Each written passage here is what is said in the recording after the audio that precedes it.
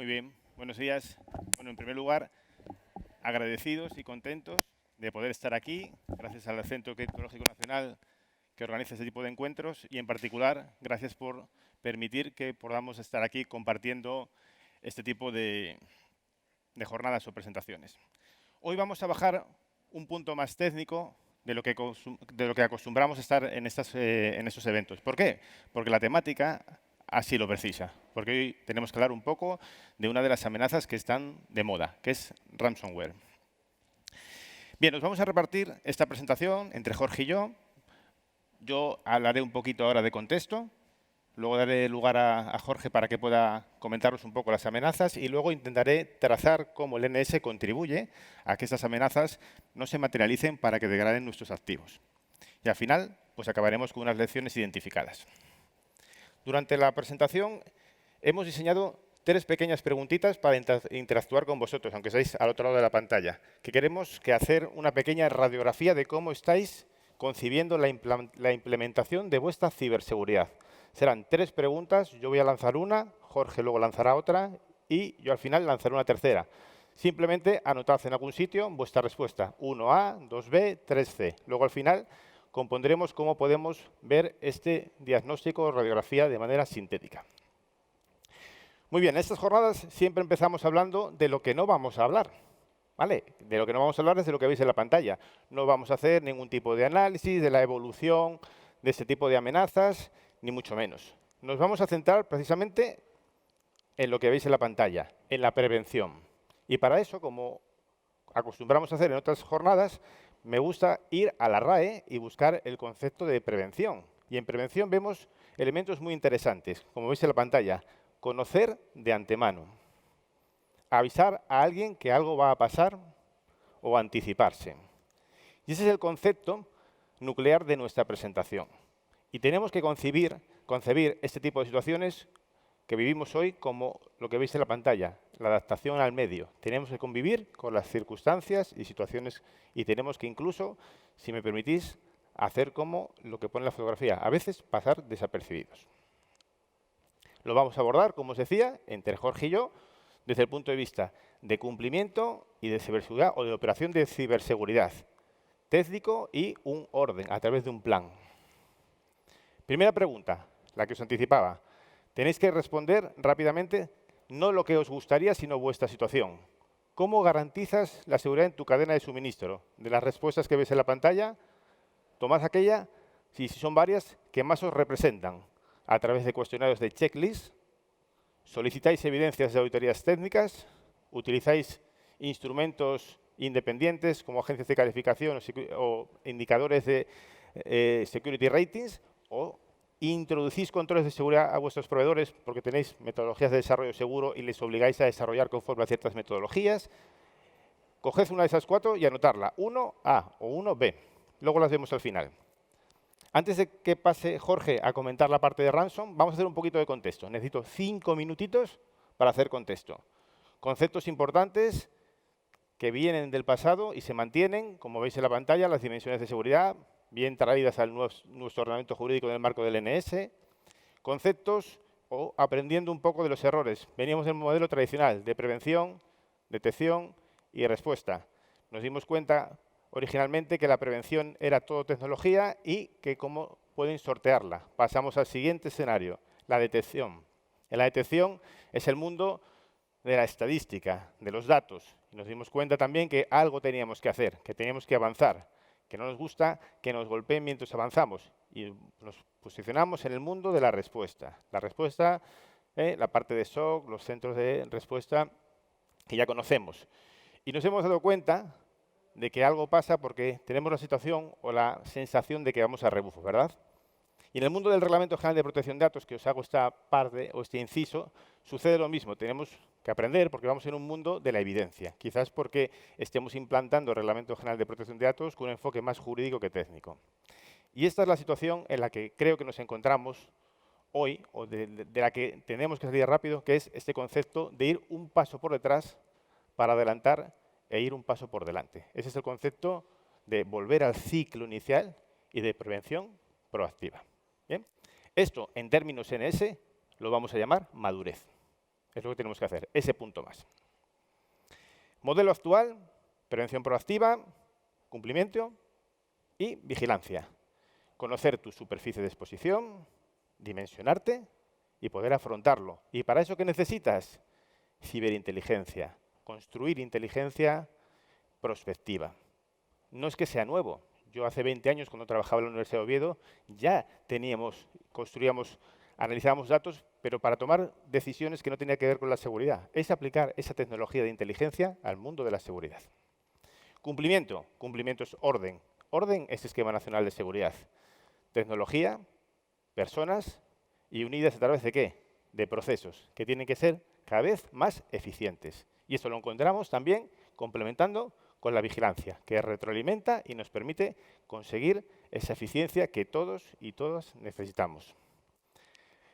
Si conocemos el problema, sabes tus malas praxis, sabes cuáles son las vulnerabilidades y encima a veces que pueden ser explotadas porque existe un exploit, si conocemos toda esa parte de problemática, si sabes tus carencias y si sabes tus potenciales amenazas, entonces ya estás en ese punto de poder predecir y construir inteligencia. Estarás implementando ciberseguridad y estarás avanzando en el modelo que hay que avanzar en el contexto actual.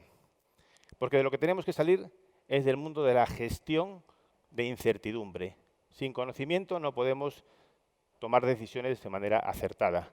Yo compro el mensaje de apetito de riesgo residual, siempre y cuando haya conocimiento y podamos tomar decisiones en base a certidumbre y no incertidumbre. Yo creo que aquí es el momento de que Jorge nos comente las principales amenazas de nuestro día a día que vemos en nuestros diferentes proyectos o iniciativas. Perfecto, gracias. Bueno, antes de comenzar con esta sección de la presentación, queremos lanzaros una segunda pregunta. Sería, ¿con qué identificas mejor tu gestión de riesgos?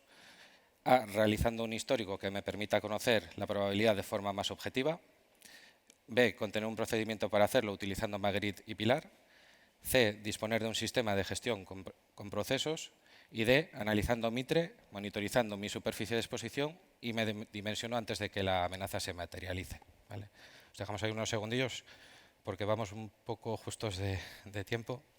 Bueno, continuando con la parte de la presentación, si hiciéramos un símil del mundo del malware dentro del cuadrante mágico de Gartner, evidentemente el ransomware estaría ahí como líder destacado, ¿vale? El ransomware es un modelo de negocio y ahí lo que van a atacar es a nuestros datos. La clave de todo esto es que no sea rentable. Tenemos que hacer que los atacantes tengan que emplear tanto esfuerzo que no les merezca la pena y puedan buscar otros objetivos.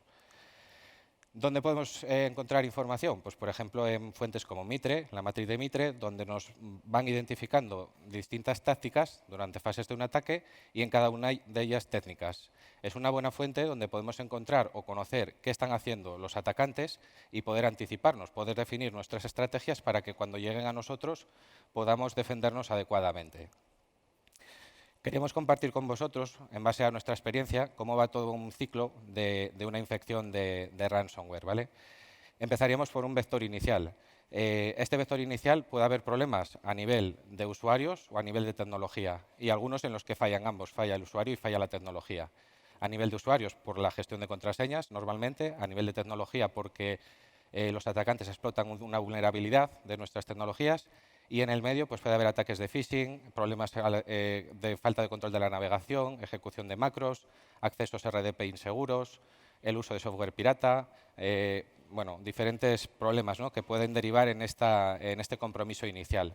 ¿Qué observamos que falla cuando hacemos nuestros análisis? Bueno, pues falta, por un lado, los usuarios, evidentemente. Nos encontramos sitios en que los usuarios están generando sus contraseñas con un patrón como puede ser julio 2021, verano 2021, con lo cual ya están facilitando mucho que el atacante pueda hacer una adivinación de contraseñas. Por otra parte, estamos reutilizando credenciales. Nos encontramos usuarios que se registran en sitios externos con las mismas credenciales que utilizan luego internamente en la organización. Si ese sitio externo sufre una brecha, automáticamente los atacantes pueden obtener acceso. Luego puede estar los fallos de tecnología, perdón, pues puede fallar el correo electrónico porque entre un phishing, puede fallar nuestros proxies o nuestro content filter de los firewalls, puede fallar el propio endpoint, puede fallar incluso porque no tengamos un parcheado adecuado y al final, sobre todo, lo más importante, nos encontramos muy poco doble factor de autenticación. Ese segundo factor que tenga que tener el usuario y que aunque el atacante pueda llegar a adivinar usuario y contraseña, no pueda acceder. Fijaros lo importante que es esto porque hablamos de la primera etapa del compromiso, ¿vale? Lo estaríamos parando aquí. Bien, una vez que el atacante consigue acceder, ya tiene unas credenciales, va a acceder y va a explorar. Nos va a hacer un repaso de arriba a abajo buscando aquello que vea importante, ¿no? Aquello que le interese a él para luego lanzar el ataque. ¿Qué problemas encontramos en esta parte? A nivel interno, bueno, pues habitualmente nos falta segmentación. Vemos sitios en los que incluso están servidores y equipos en la misma red, o vemos sitios en los que hay diferentes segmentos, pero están enrutados. No hay ninguna lista de acceso, ningún control, con lo cual todos ven todo. Estamos facilitando al atacante que pueda descubrir todo. Incluso nos encontramos también en nuestras reglas, en nuestros firewalls, pues mucho any allow, o sea, estamos permitiendo todo el tráfico. No nos molestamos en hacer filtros por IPs de origen, IPs de destino, e incluso en el destino especificar puertos. Y sobre todo, muchísima falta de monitorización del tráfico horizontal, del tráfico este-oeste. O sea, todo aquello que esté viajando por la red, que no llega al firewall, que es normalmente el primer punto que tenemos para identificar o monitorizar, detectar cosas, pues claro, si no llega ahí no nos vamos a enterar. Eso es lo que falta todavía a día de hoy, mucho en las organizaciones, y es que podamos identificar qué está pasando entre máquinas en el mismo segmento. Bien, tercer paso, elevación de privilegios. Ya tiene credenciales, ya sabe todo lo que tenemos. Lo siguiente que van a hacer es intentar conseguir un mayor nivel de privilegios. En este caso van a intentar, sobre todo, conseguir una cuenta de administrador de dominio, con el que van a poder hacer ya prácticamente de todo. Pues bueno, ¿qué pueden hacer? Diferentes técnicas. Pueden hacer interceptaciones de tráfico para capturar hashes que luego pueden intentar craquear, pueden intentar reenviarlos. Si cogemos un hash de un administrador, pues lo podemos reenviar y sin ni siquiera saber la contraseña, obtener una shell en la máquina objetivo. Pueden hacer ataques de directorio activo como Kerberoot, Kerberoasting, etcétera. Incluso tareas que están configuradas con privilegios elevados y que están mal configuradas. El atacante pues, puede coger el binario, reemplazar el original y que esa tarea se ejecute con los permisos de la tarea. Puede haber credenciales almacenadas en local, pues desde TXT que nos podemos encontrar, credenciales guardadas en navegador, ficheros de configuración, los típicos .ini de algunas aplicaciones que contienen una cadena de conexión a base de datos y que incluso puede llegar a ser administrador. Y luego, aunque parezca increíble, todavía hay mucho Eternal Blue, que explotaba WannaCry, NetAPI, un poco menos ya, BlueKeep, o sea, vulnerabilidades que en casa nos gusta llamar de botón gordo, que en 2 clics prácticamente pues tienes esa máquina comprometida, ¿no? Bien, ¿qué falla en este punto? Y fijaros también a la derecha que lo marcamos ahí como el punto de inflexión. Aquí las cosas se empiezan a complicar de verdad, ¿vale? Si llegan a esta fase. ¿Y por qué ocurre? Porque hay sistemas desactualizados, porque se están usando contraseñas débiles, porque se están reutilizando contraseñas. También nos encontramos muchas veces que hay una cuenta de administrador local y resulta que es la misma contraseña en todas las máquinas de la organización, con lo cual comprometida una, comprometidas todas, se nos van a poder mover, ¿no? Lateralmente. En definitiva, pues bueno, diferentes fallos que conllevan esta escalada de privilegios. Aquí, haciendo un poco el símil con lo que comentaba anteriormente Carlos de los moteros, pues bueno, nosotros vamos circulando por esta carretera. Somos esos moteros y de repente pues este ejemplo es una carretera de las más peligrosas del mundo y cuando sube la marea pues queda bajo 4 metros de agua, ¿no? Pues ahí es donde estamos ahora nosotros. O sea, es la situación ya crítica y cuanto más tiempo estemos en esta situación, más peligro va a haber y más complicado va a ser recuperarnos.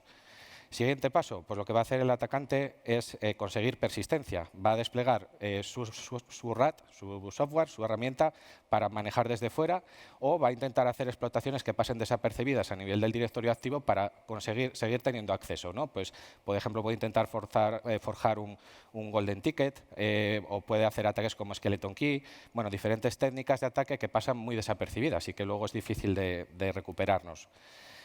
Una vez que, ¿por qué ocurre la persistencia? Pues porque fallan los antivirus. Fijaros que aquí ya empieza a haber menos cosas que fallan, porque también tenemos menos herramientas para protegernos. Puede fallar pues, nuestros sistemas de correlación de eventos, donde no detectemos estas actividades anómalas, o puede incluso faltar un servicio de threat hunting que pueda inspeccionar las máquinas a nivel de proceso para saber qué está pasando, ¿no?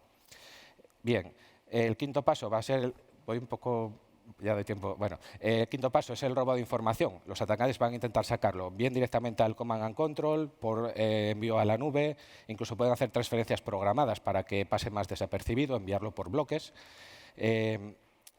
Bueno, ¿qué ocurre en estos casos? Pues que fallan también diferentes técnicas. Nuestros firewalls que no detectan esas conexiones reversas porque solemos tener exceso de permisos hacia afuera, porque por volumetría no tenemos capacidad de detectar que está habiendo una anomalía. Bueno, en sexto paso lo que van a hacer es el cifrado, ¿no? el lanzamiento del propio cifrado mediante diferentes técnicas que pueden llegar a ser incluso manuales. Van a desplegar el binario del ransomware y lo van a ejecutar. Normalmente en su rutina llevará el borrado de las instantáneas de volumen para complicarnos la recuperación y también se van a centrar en localizar nuestros backups y borrarlos o cifrarlos. Y por último, pues llegaría la nota de rescate en la que incluso puede haber una triple extorsión. Por un lado, los datos, por otro, nos van a amenazar con exfiltrar la información, publicarla a terceros e incluso a día de hoy ya están amenazando también a esos terceros de forma directa con exfiltrar su parte de la información. Muy bien. Bueno, pues después de todo este conjunto de información que hemos recibido, tenemos que ir aterrizándolo y mapeándolo y trazándolo contra los controles del Esquema Nacional de Seguridad. Vais a ver un montón de slides ahora que no me voy a detener en detalle y van a quedar para vuestra lectura reposada, como suelo decir en otras ocasiones. Tercera y última pregunta, para ver esta visualización de cómo tenéis el paradigma de la ciber. ¿Qué es para vosotros o para vosotros lo más importante para enfrentaros al ransomware? A, tener un ciberseguro. B, tener un procedimiento de gestión de incidentes de seguridad. 3, hacer escenarios de impacto y recuperación. O 4, trabajar en reducir vuestra superficie de exposición. El botoncillo, aquí. Bien, lo que vais a ver ahora es modesto conocimiento, gran conocimiento por parte del CCN, que nos ilustra a través de sus diferentes guías, en particular las que veis en la pantalla de buenas prácticas sobre ransomware, y también hemos cogido información de una gran comunidad como es ProTab, donde nos hemos permitido el lujo de coger algunas ideas y plasmarla en las siguientes slides. Fase 1, en la que decía Jorge, mitigando, intentando que no haya ese compromiso inicial. ¿Vale? A la derecha vais a ver un contador donde cuando llegamos al punto rojo es que las cosas ya se han puesto demasiado difíciles. Estamos en el momento de prevención proactiva. Vamos a intentar anticiparnos. ¿Cómo? Controles de formación y bueno, concienciación no me gusta mucho esa palabra. Yo casi quiero llamarlo de competencias digitales en materia de seguridad. Comprender que las personas entiendan los riesgos para que luego puedan venir bien recibidas esas medidas de seguridad, hacer ejercicios y entrenarlos a través de ataques de ingeniería social, medirlos, etcétera. Controles vinculados con los mecanismos de identificación y autenticación. Es lo que llamo yo peores días, mejores noches. A veces los administradores tienen que tener un poco de incomodidad por el día para que por las noches estén más cómodos. Lo que decía Jorge, limitación, horarias, puertos. No tenemos a lo mejor que hacer una máquina casi ningún día para administrarla y la dejamos abierta porque es más cómodo. Hay que fortalecer esa parte al margen de los segundos factores de autenticación. Protección del correo electrónico, elementos de sandboxing para que alguien mire lo que viene y te lo devuelva o se lo quede.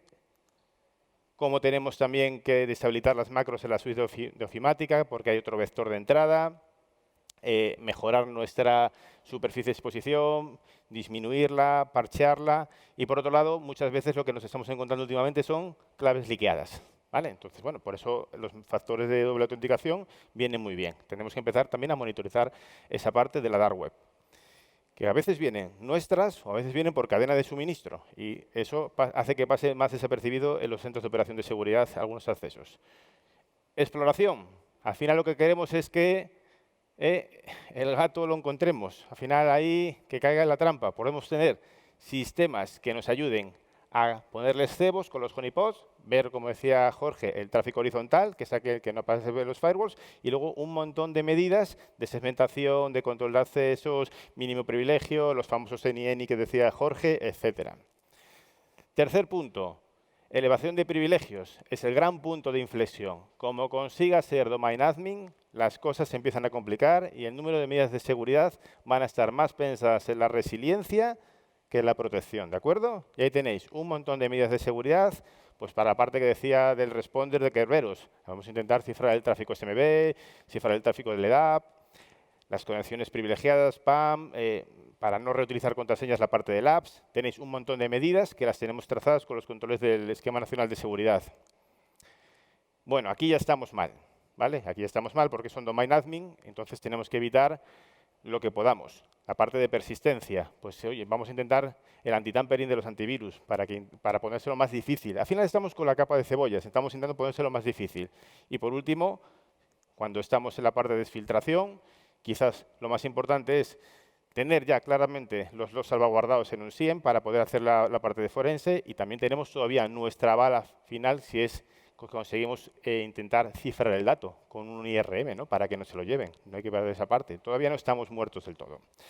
Y aquí llegamos al punto final.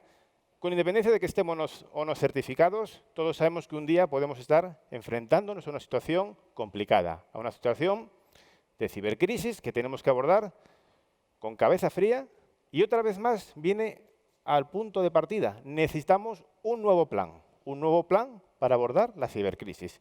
Y esto es donde los comités de crisis orquestan toda esta situación, con los CSIR, con los que normalmente cada vez tenemos más trabajo, por desgracia, y tenemos que intentar ayudar a tomar buenas decisiones con esa hoja de ruta. Investigación por un lado, recuperación por otro, los triajes, el plan de comunicación, partes interesadas, fuerzas y cuerpos de seguridad, entidades de certificación, CERT, autoridades de control en materia de protección de datos, ciudadanía.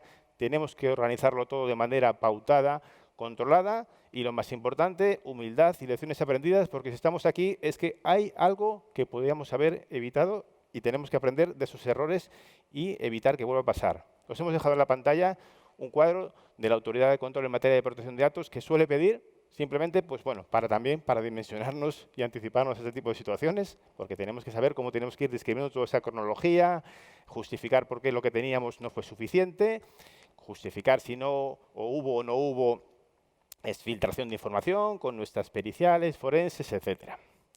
Y bueno, vamos a ir acabando con las lecciones identificadas. ¿Os acordáis que empezamos diciendo que teníamos que medir un poco nuestro nivel de ciberseguridad? Aquellos que habéis puesto la respuesta A, sumar un punto, B, 2 puntos, C, 4 puntos y D, 8 puntos.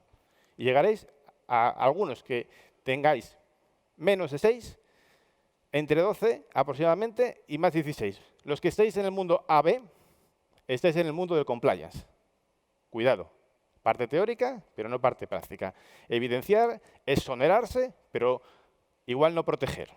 Cuando vayamos en torno a los 12, estamos tomando un buen camino hacia la acción, y los que estéis en 16, estáis en la implementación proactiva, estáis en la vigilancia, estáis en el camino que se tiene que seguir en el contexto actual.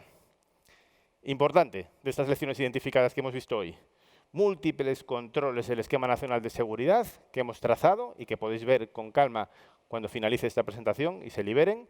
Veréis que están enfocados a esa parte proactiva.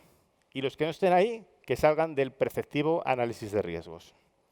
Importante como el CCN nos ayuda directamente o indirectamente con esas guías complementarias de buenas prácticas, y en particular veis en la pantalla dos muy interesantes sobre ransomware. Conocer para dimensionarnos, como no puede ser de otra manera, y tener, ¿por qué no?, también un plan anti-ransomware. ¿Por qué? Porque hay una amenaza que se está materializando y está degradando muchos activos. Y como veis en la pantalla, pongo un gran foco no en la resiliencia, sino en la prevención. No nos podemos derrotar todavía. La resiliencia cuando llegue, llegará, pero pongamos más foco en prevenir. Y nada de documentos, hazlo, ¿vale? Hay que ponerse manos a la acción. Los documentos en sí mismos no protegen solos. Tenemos que coordinar e implementar. 3 mensajes rápidos. Como decía Jorge, esto va de dinero, va de negocio. Lo que tenemos que hacer es ponérselo tan difícil para que el modelo de negocio no sea rentable. Aunque en el mundo de la administración pública se me hace duro cómo un interventor puede llegar a pagar en bitcoins. Yo creo que fibrila, porque cuando tiene que pagar con tarjeta de crédito un servicio online se pone tenso. Yo no sé cómo podemos hacerle que suba la factura por FACE y que luego lo autorice sin una RC. Pero bueno. Segundo lado, aquellos que estéis en el mundo reactivo, estáis como la película de los otros, muertos y no lo sabemos. Hay que ser proactivos, hay que anticiparse. Bueno, me decía Jorge que había que poner algún mensaje de fútbol también, que era interesante, que a Javier Candao le gustaba, ¿no? Solos no vamos a poder. recorrer este camino. Porque igual no es eficaz o eficiente, porque no hay economías de escala, porque no vamos a poder tener nuestro rating ideal, porque no vamos a poder tener todas las medidas que nos gustaría, porque hay que adaptarse al medio. Y a lo mejor tengo que pensar y colocar las cosas en los sitios adecuados y rodearme de ese músculo y esa colaboración público-privada, ese capítulo 2 y capítulo 6, al margen que necesitamos capítulo 1 para que la responsabilidad sea más que una función y se quede un puesto. Pero tenemos que hacer nuestra estrategia. Y por último, simplemente os voy a recomendar una película para los fines de semana, que muchos vimos, pero igual ahora merece la pena volver a ver. 007, desde Rusia con amor. Muchas gracias.